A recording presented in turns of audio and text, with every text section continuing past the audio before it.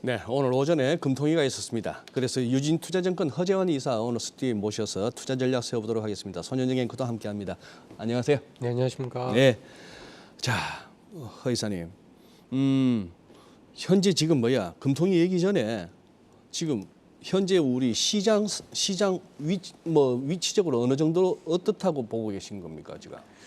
일단 저희 코스피 같은 경우는 7월 초를 저점으로 해서 한 10% 정도 올랐고, 그래요? S&P 500 같은 경우는 한 15% 정도 주가가 올랐었는데요. 우리가 상대적으로 덜 올랐죠 우리는. 네. 근데 그래도 지난 한 달 동안이 그 올해 들어서 나타난 반등 가운데서는 그나마 가장 강한 반등이었는데, 네. 보통 미국도 그렇고 저희도 그렇고 한 10에서 15% 정도가 1차적으로 기술적 반등을 통해서 올라올 수 있는 어떤 그 평균적인 수준에 이미 좀 도달을 했기 때문에 1차적으로는 기술적 반등은 어느 정도 완성이 되었다, 마무리되었다라고 네. 볼 수 있을 것 같고요.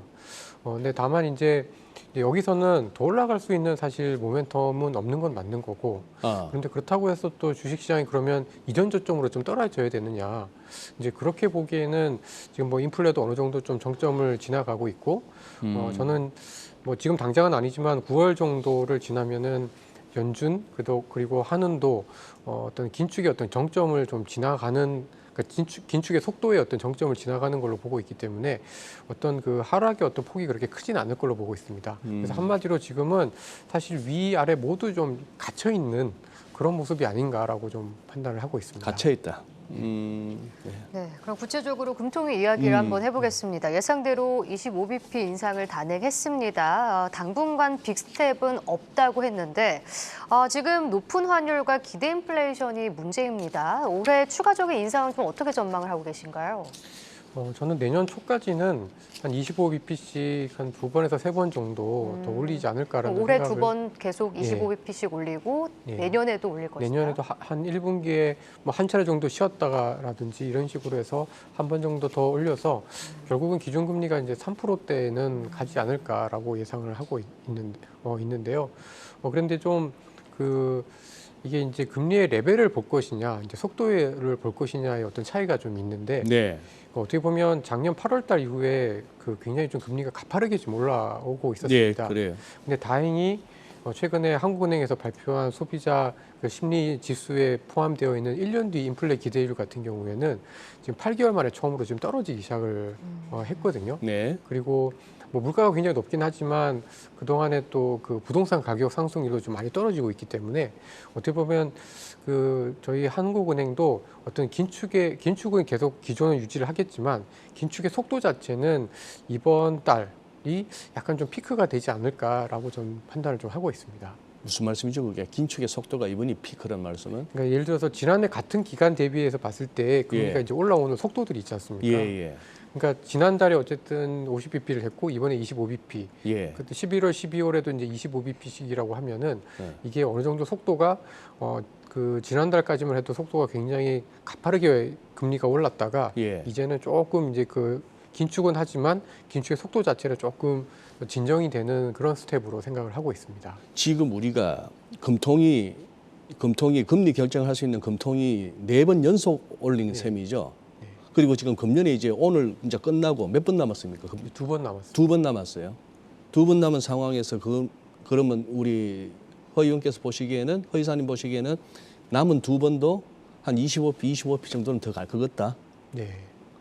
그러면 우리가 얼마가 되는 거죠? 기준금리가 지금 2.5니까요. 5니까 3이 되는 거네. 네, 3이 되는 것이죠. 그러면 오늘 하는 총재께서 하신 말씀 중에 우리가 중립금리 범위의 중간에 와 있다 그 말씀을 하시던데 네. 우리 한은에서도 그런 개념을 자주 언급했었나요? 중립금리라는 개념을? 사실 중립금리라는 거는 애매하지만 사실 이게 그 정의를 어떻게 하느냐에 따라서 굉장히 뭐 코에 달면 코골이고 귀에 달면 귀걸이기 때문에 좀 그렇지만 어쨌든 중립금리에 다가오고 있다라는 것 자체는 이제 예를 들면 3개월에서 6개월 뒤에 어떤 금리 인상은 어떻게 보면 뭐 좀 마무리가 될 가능성이 있다라는 것을 좀 의미를 하기 때문에 여전히 긴축은 유지가 되더라도 어쨌든 거의 이제 정점 내지는 이제 끝에 마무리 국면으로 좀 향하고 있다. 그 정도의 의미가 좀 있지 않나라고 보여집니다. 저는 오늘 좀 개인적으로 그랬던 게 7월, 8월 이 서머 랠리를 갖다가 이 촉발했던 중에 하나를 우리가 그걸 꼽잖아요. 7월 FOMC에서 파월 의장이 네. 어느 정도 중립금리에 근접했다 뭐 이런 소리예요. 그죠? 그걸 보고 미국에서는 국채시장에서 금리 확 빠지고 달러도 막 좀 약해지고 주식은 날아가고 했는데 우리는 똑같이 중립금리에 들어왔다 했는데 오히려 금리 올라버립니다, 시장에서. 참, 그래요. 네. 자, 그럼 잭슨홀 미팅 얘기를 한번 해볼까요? 오늘부터 이제 사흘간 열리게 됩니다. 월가에서는 이번 미팅을 기점으로 오히려 반등할 것이다, 이런 전망도 나오고 있고, 파월의 이 배파적인 발언이 조금 더 나온다면 오히려 시장에 충격을 다시 가져다 줄 수 있다, 이런 의견도 있습니다. 잭슨홀 미팅 이후에 시장 방향성은 어떻게 잡고 계신가요? 저는 조금 부정적으로 보고 있는데요. 근데 뭐 그렇게 크게 부정적이진 않을 걸로 보고 있습니다. 좀 애매하게 좀 말씀드렸는데, 뭐 사실 저는 이제 이 잭슨홀 미팅을 앞두고 차라리 주가가 좀 빠져주는 게 최근 들어서 미국 시장도 좀 조정을 보인 게 오히려 다행이다라고 좀 보여지고요. 그러니까 결국 연준이 좀 걱정했던 거는 너무 시장이 내년에 대한 어떤 인플레나 금리에 대한 기대감이 너무 높아지는, 그러니까 내년에 연준이 금리를 인하할 거를 너무 빨리 반영하는 것들을 굉장히 경계를 하고 있는 것 같은데요.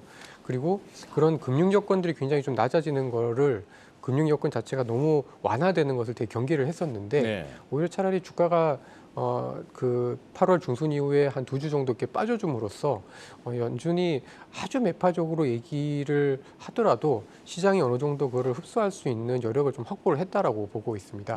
그래서 이번 잭슨홀 연설에서 파월 의장은 원래 하던 얘기 그냥 그대로 할 것 같습니다. 늘 하던 얘기야. 할 것 같은데 이제 중요한 거는 이제 시장의 반영인데요. 만약에 S&P 500이 뭐 한 4,300대 정도였으면은 세게 충격을 받았을 건데 지금 뭐 한 4,100대 이 정도면은 충격을 받더라도 그렇게 크게 받지는 않을 걸로 저는 좀 보고 있고, 오히려 이제 앞으로 저는 오히려 이제 시장은 7월 FOMC 이후에 그렇게 얘기하고 난 다음에 미국의 경제 지표들이 사실 서로 왔다 갔다 하긴 했지만 의외로 나빠지지 않은 경제 지표들이 꽤 있었습니다. 뭐 이번에 어제 발표된 미국의 내구재 수주 같은 경우에도 핵심 비방위 자본재 수주 같은 경우는 생각보다 나쁘지 않았기 때문에 미국의 경우는 어쨌든 물가가 조금 안정만 되면은 소프트 랜딩을 할 수도 있는 가능성이 지난 한두 달보다는 조금 더 높아졌다라고 보여져서 뭐 그런 부분에 대한 어떤 시장의 어떤 급락에 대한 우려감은 사실은 그렇게 또 크지는 않을 걸로 보고 있습니다. 그 말씀 듣고 보니까 200일선쯤 근처 가서 좀 이렇게 밀려난 게 어느 정도 버퍼를 갖다가 범퍼를 장착했다고 볼 수 있네요, 시장 입장에서. 이거 그거 막 뚫고 추세선 뚫고 저 위에 있었다면은 잭슨홀이 좀 겁이 날 텐데. 훨씬 세게 얘기를 했었을 것 같습니다. 네, 그리고 뭐 9월 FOMC에서 75bp 인상 가능성은 지금 시장에 좀 반영이 된 것 같고, 이 금리 인상은 물론 지금 9월부터 양적 긴축 규모가 더 확대되잖아요. 주식 시장에 부정적인 영향 미칠 수 있을 것 같은데 어떻게 보고 계십니까? 사실 제가 제일 두려워하는 게 바로 그겁니다. 그러니까 사실 연준의 자산이 늘어나는 속도, 그다음에 자산의 규모와 미국의 주식시장, 그다음에 글로벌 주식시장을 그려보면은 거의 비슷하게 움직여 왔기 때문에 9월 달부터 월 950억 달러씩 자산을 축소를 착착착착 해나가게 되면은 사실 굉장히 좀 부담이 있을 것 같습니다. 근데 다만 이제 이게 이제 그동안의 상관관계나 금융시장의 어떤 변수로 보면 그렇긴 한데요. 한 가지 조금 긍정적일 수 있다라고 보면 지금 되게 중국이 되게 안 좋고, 그리고 지금 유럽도 굉장히 안 좋지 않습니까? 그러다 보니까 어떻게 보면 조금 미국 국채에 대한 수요가 생각보다는 좀 있는 것 같습니다. 그래서 지금 미국 연준이 국채를 팔고 MBS를 팔 때 매각을 해도 그거를 의외로 중국과 유럽이 지금 굉장히 안 좋기 때문에 그러한 어떤 미국의 국채 수요가 좀 생겨주게 되면은 그 충격을 좀 완충시켜 줄 수 있지 않을까라는 기대를 오히려 하고 있어서 저는 차라리 지금은 유럽과 중국이 안 좋아지는 게 미국의 금리를 조금 더 안정을 시키고 주식시장도 아주 크게 나빠지지 않는 거를 유지를 하는 데 있어서 좀 더 중요한 키가 되지 않을까라고 해서 좀 역발상적으로 좀 봐야 되지 않나라고 보고 있습니다. 지금 허 이사님께서 지금 중국 얘기하셨습니다만 요즘 이렇게 전반적으로 시황이나 방송에서 유럽 쪽은 자주 다뤄요. 러시아 우크라이나 사태 이후로 뭐 가스도 그렇고 했는데 중국 얘기가 사실 요즘 좀 뜸합니다. 뜸한데 지금 제가 느낌으로는 중국 쪽으로 좀 걱정이 있으신 것 같아요. 아니 지금 남들은 다 지금 금리 인상하고 금리를 올려도 무슨 뭐 50bp, 75bp 이런 식으로 막 올리고 있는데 여기는 금년에 벌써 3번 아닙니까? 네. 금리 인하가. 이 상황을 어떻게 봐야 되죠? 좀 저도 그 사실 올해 들어서 가장 크게 제가 이제 그동안 봤었던 시장에서 좀 잘못 봤다고 생각했던 게 바로 중국이었던 것 아하. 같습니다. 그러니까 사실 저는 그래도 3월 달 전인대 이후 한 5월 정도부터는 이제 경기 부양의 어떤 효과 같은 것들이 조금 나타나지 않을까라는 생각을 했고 네. 실제로 이제 코로나 오미크론 이후에 조금 다시 봉쇄를 했다가 푸는 과정에서 주가가 반등을 하긴 했었습니다만은 여름 들어서면서 지금 중국에서 가장 큰 문제는 바로 부동산 쪽인데요. 아, 예. 이게 부동산 쪽에서 규제를 지방 정부가 조금씩 풀고 있음에도 불구하고 전혀 지금 정책이 먹히지가 않고 있습니다. 그러니까 사실 지난달에 있었던 중국의 그 모기지 금리 대출 못 내겠다고 농성하고 은행 앞에서 시위하고 있는 이런 일들은 사실 지난 20년 동안 중국에서는 한 번도 없었던 일입니다. 아하. 그러니까 시위도 있을 수는 있고 농성은 있을 수는 있지만 어떤 부동산이나 은행과 관련돼서 나타난 그런 시위나 농성은 진짜 보기 힘든 그렇죠. 예. 그런 일이었기 때문에 분명히 중국에서 뭔가 문제가 분명히 있는 것 같고 아마도 그 이유 중에 핵심은 정책을 풀어도 금리를 완화를 해도 그 효과가 실질적으로 예전처럼 이렇게 잘 작동이 안 된다라는 거가 있기 때문에 뭐 나쁘게 얘기하면은 유동성 함정일 수도 있고 뭐 부동산 쪽에 있어서는 어쨌든 지금 정책의 효과가 잘 들어가지가 않기 때문에 기본적으로 중국에 대한 기대감은 좀 낮춰야 되지 않나. 근데 오히려 그러한 부분들이 오히려 저는 부동산 수요가 살아나지 않기 때문에 원자재 가격도 올라가는 것을 오히려 막아주고 미국의 국채나 어떤 그 채권에 대한 수요들도 어느 정도 유지를 시켜주지 않을까 그런 측면에서 서로 부정적이긴 하지만 이런 아주 심각한 부정적인 영향들을 좀 완화해주지 않나 이렇게 좀 판단을 하고 있습니다. 어디서 듣기로 지금 그 빈 아파트가 1억 채라는데 미국 사람들 다 들어가서 살 수 있대요. 그 빈 아파트야. 참. 네. 알겠습니다. 이래저래 어쨌거나 뭐 그렇겠습니다. 시장 우리가 뭐 시장을 어떻게 만들겠습니까? 네. 시장 가는 거 보고 우리가 쫓아가고 대응할 수밖에 없겠네요. 네. 그래요. 오늘도 도움 말씀 고맙습니다. 네, 감사합니다. 네.